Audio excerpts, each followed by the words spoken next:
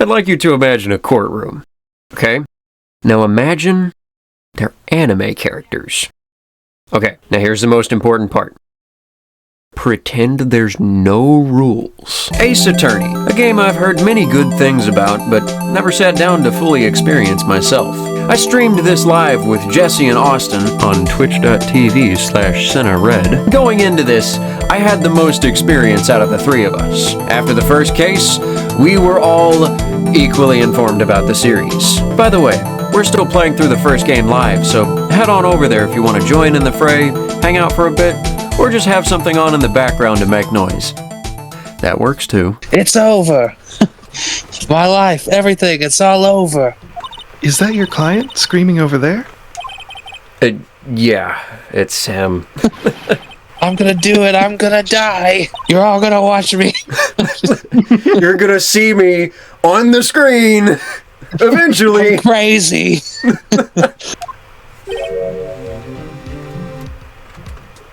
That's him, right? That's his name's Butts. Yeah. No wonder he wants to die. Dude, I'm so guilty. Tell them I knocked over a drink. Okay, wait. I knocked over a drink, so I gotta go. I'm so into the character. I'll be right back. Jesus Christ. Here's the story. My first case is a fairly simple one. This young woman spilled ketchup in her apartment and then took a nap. I was just about to say, that's really, really red. It's like red paint. A young woman was killed in her apartment. The guy they arrested was the unlucky sap dating her. Not because he was arrested, because he was dating her.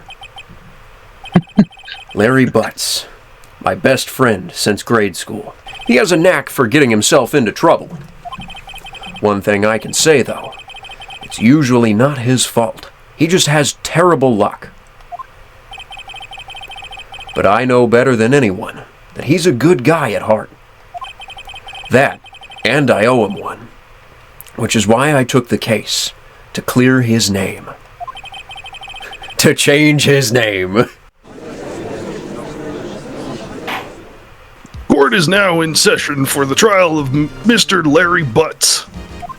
The prosecution is ready, Your Honor.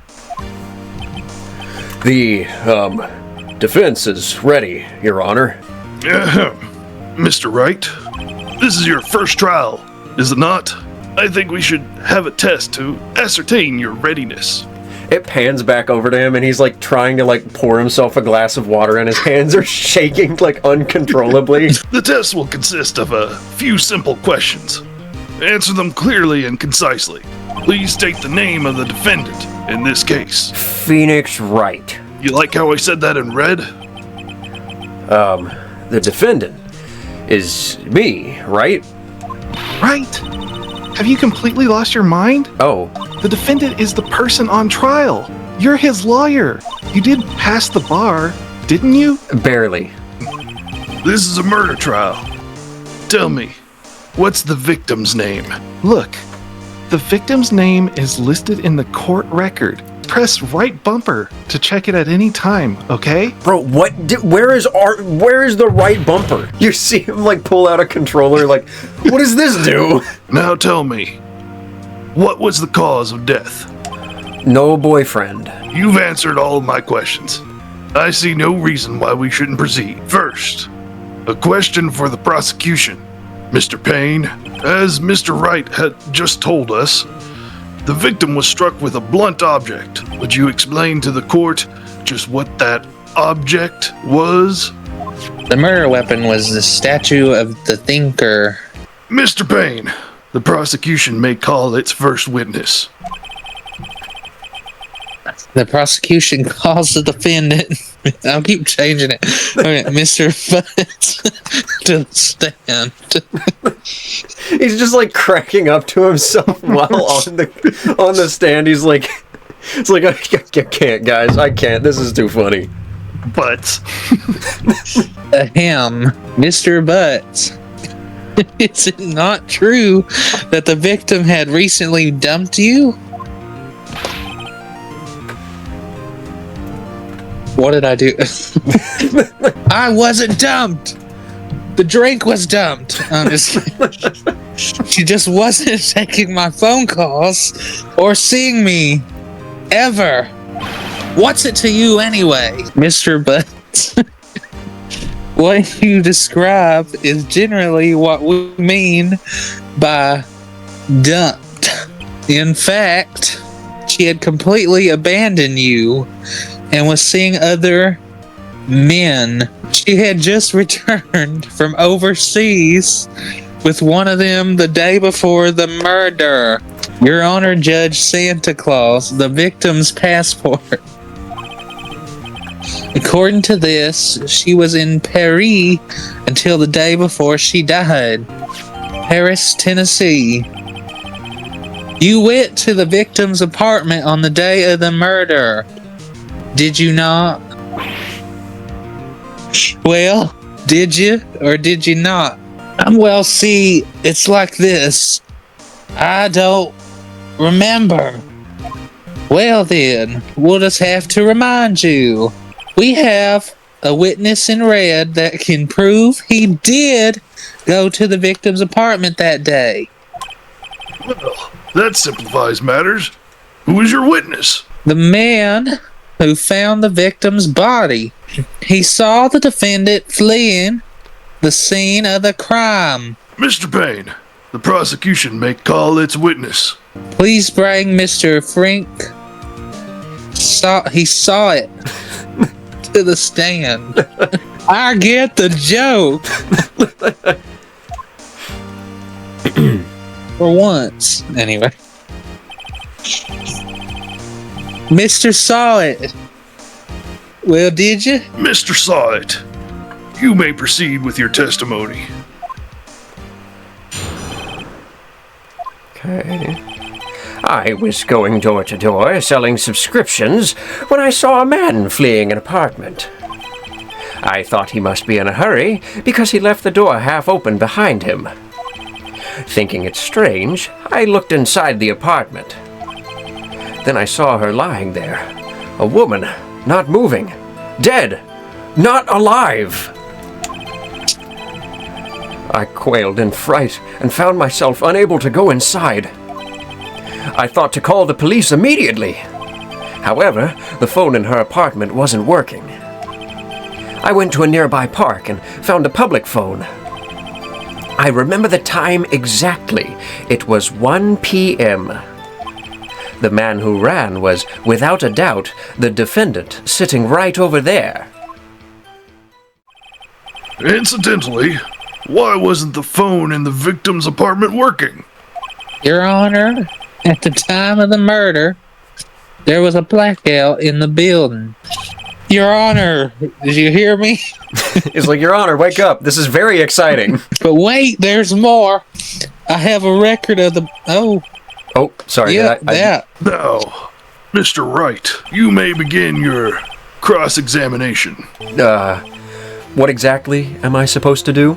You exposed the lies in the testimony the witness just gave. Lies? What? He was lying? Why would people lie? He just breaks down right there. He's like, what do you mean people lie in court?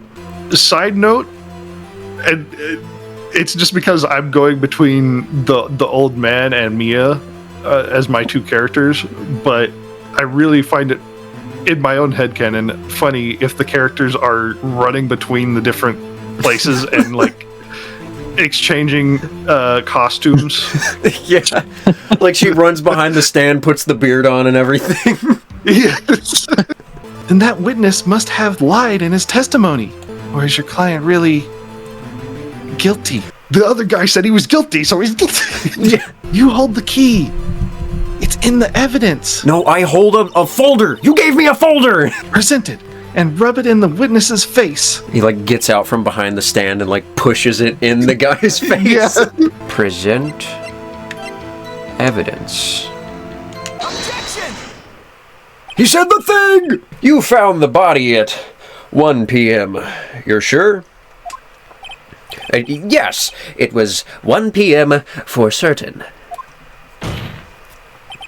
Frankly, I find that hard to believe. Your statement directly contradicts the autopsy report. The autopsy notes the time of death at some time after 4 p.m. There was no body to find at 1 p.m. How do you explain this 3-hour gap?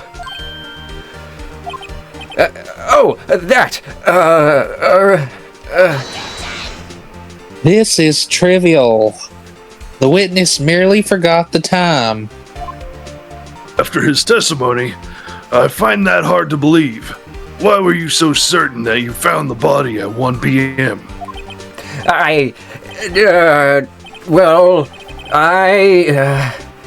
Gee, that's a really good question. Wait, I remember now. You see, when I found the body, I heard the time. There was a voice saying the time. It was probably coming from the television. Oh, but it was 3 hours off, wasn't it? I guess the victim must have been watching a video of a taped program. That's why I thought it was 1 p.m. Terribly sorry about the misunderstanding. Objection! Hold it right there. The prosecution has said there was a blackout at the time of the discovery. And his record proves it. You couldn't have heard the television or a video.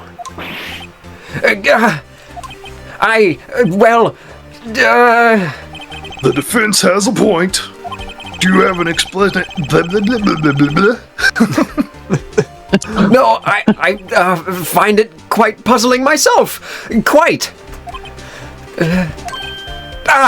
Wait, I remember now. Mr. Sight, the court would prefer to hear an accurate testimony from the very beginning. My apologies, Your Honor. It must have been the shock of finding the body. Let's hear your testimony once more, please. Actually, I didn't hear the time. I saw it. There was a table clock in the apartment. Let me start over. I didn't hear the time. I drank the time. Yeah, he just spilt the time, that's all. I spilled my glass of water and it spilled in a shape that said 1 p.m. I presume. There we go. Wait just a moment. The murder weapon wasn't a clock. It was this statue. Now, how is this supposed to be a clock? Hey, I saw it there, okay? That's a clock! As the witness stated, the statue is indeed a clock. The neck is a switch. You just tilt it, and it says the time out loud. It appears that the witness testimony was correct. This is a clock. Yes. I do have problems, yes. The only way he could have known the weapon was a clock is to hold it in his hand. Yet, the witness testified that he never entered the apartment. It literally doesn't make sense. Indeed. I thought you were going to point out that he saw the time and it was a statue that said the time. Well, I was gonna get to that. Dude, you beat me. That was gonna be the whole thing. I was gonna say that at the end and come on, man. The witness knew it was a clock because he went into the apartment. You're lying! You were inside the apartment on the day of the murder. Oh yeah? Prove it! Prove I wasn't there! I'll do better than that. I can prove you were the one who killed her. You struck her with the clock, and the shock of the blow triggered the clock's voice. That was the sound you heard.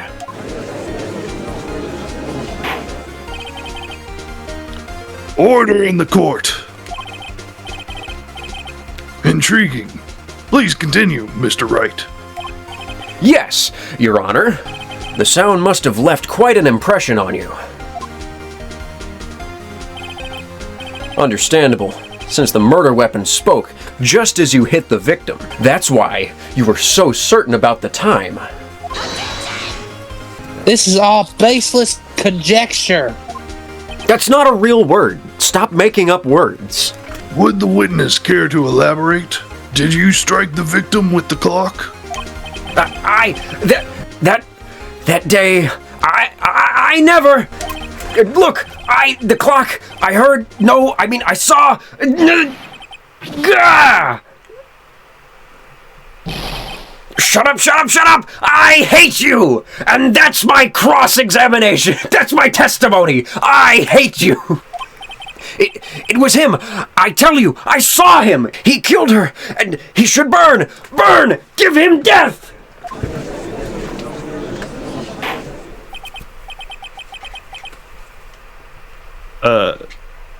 I'm going to boost you up just a little bit, Gabe, because you're a little bit quiet for me for whatever reason. Oh, really? I've been yelling this whole time. I like the idea that after all of that, the judge is like, hey, I didn't have my hearing aids in. Can someone, like, turn these up? Your Honor, a moment, please.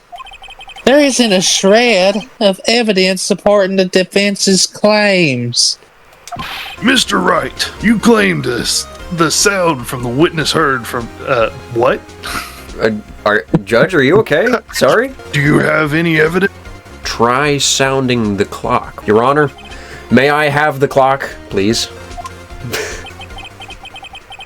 It's my personal belonging. Yeah, it was my clock. It was my girlfriend, actually. I ask the court to listen very carefully. I think it's 8:25. That certainly is a strange way to announce the time. We've heard the clock's testimony. We've heard the clock. What are your conclusions, Mr. Wright? Mr. Payne, can you tell me what time it is now? Time for me to get the heck out of here. It's 11:25. As you can see, this clock is exactly 3 hours slow. Precisely the discrepancy between what Mr. Sawit heard and the actual time of death. You forgot one thing! Oh, what's he talking about now? While it may seem like that clock is running 3 hours slow, it proves nothing! How do you know it was running 3 hours slow on the day of the murder? If you can't prove that, you don't have a case! Just the blank expression. The moment of like, oh, man. It seems you lack the critical evidence to support your claim. Yes, Your Honor. This means I cannot let you indict the witness. This ends the cross-examination of Mr. Frank Sawit. I come all the way down here to testify, and look what happens! You treat me like a criminal! A criminal! You lawyers are all slime! Sorry, Larry. I failed you.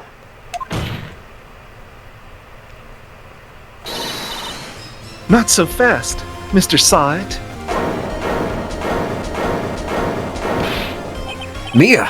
I mean, Chief! Listen up, Wright. I forgot you were here this whole time. Don't throw this one away. Not like this.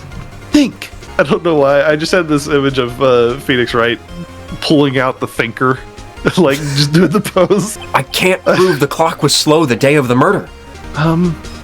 Well, yes. She's like, start lying. Make things up. Don't waste time doubting the facts. Assume the clock was 3 hours slow and figure out the reason, and you'll have your proof. What you're saying is, there's really not proof, but just pretend there is. You say the clock was already running slow on the day of the murder. Have you found evidence to support this claim? Of course. I made it up. It would be because she was traveling, right? Right. Oh my God.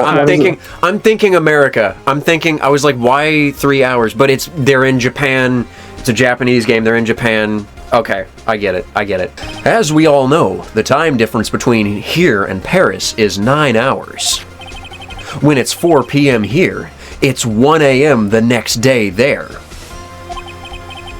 The clock wasn't 3 hours slow, it was 9 hours fast! The victim hadn't reset her clock since returning home. That's why the time you heard when you struck her dead in her apartment was wrong. Proof enough for you, Mr. Saw It?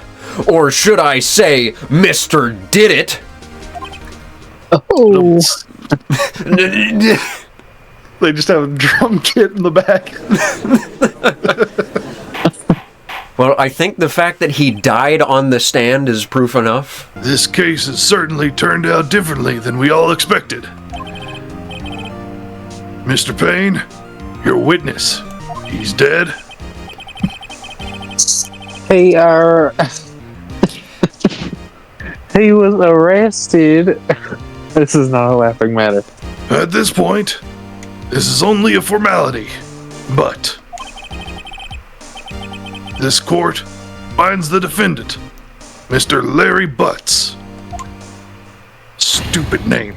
Not guilty. Not guilty. Oh, sorry, my bad. My bad, Your Honor. I didn't mean to say that for you. He holds Gabe in contempt. Imagine he's like, we find Larry Butts guilty! I got you! I tricked you! It turns out that Frank Saw It was a common burglar. He posed as a newspaper salesman to check and see when people were out of the house. That day, when Larry went to her apartment, the victim wasn't home. After he left, Mr. Saw It let himself in to do his dirty work. While he was searching her place, the victim returned. Flustered, Mr. Saw It grabbed the nearest blunt object he could find and spilled ketchup all over the floor. What a mess. Man, someone's gonna clean this up now. Dang it. I won't forget this. Ever. Now, what was I talking about? Here, take this. It's a present. The murder weapon. The murder weapon? Yeah, it was mine the whole time. Actually, I made this clock for her. I made one for her and one for me. Wait a second. That's very incriminating evidence. Yo, Nick, can you believe it? I was so into that chick. She was just playing me for a fool. I think she thought quite a lot of you, in her own way. Isn't that right? Right? Don't you have something to show your friend? Something that proves how she felt about him? Uh-huh. Oh, yeah. Right. What the heck is she talking about? The passport. Yeah, she left. I'm an attorny. He's just like, he has like he reaches in his pocket and like pulls out like, what do I have? I have a gum wrapper. The autopsy armory. She's dead. She died. She died for you. Huh? What about that clock? He's like, oh yeah, that clock I just bought. Hope that made him feel a little better. Oh, speaking of Harry, you were saying part of why you became a lawyer was because of him. Or, yeah, part, at least. You'll have to tell me more about it sometime. Maybe over drinks? We over a spilt drink. Yeah. And so, my first trial came to a close. I didn't know it then, but I was going to die the next day. But that clock was soon going to be at the center of another incident. She gets murdered with the clock. Oh. And my promise to tell the chief about me and Larry would be one promise I wouldn't be able to... Is that actually what happens? Is that what happens? They No. did say Larry was unlucky. No! They did say Larry was unlucky. No!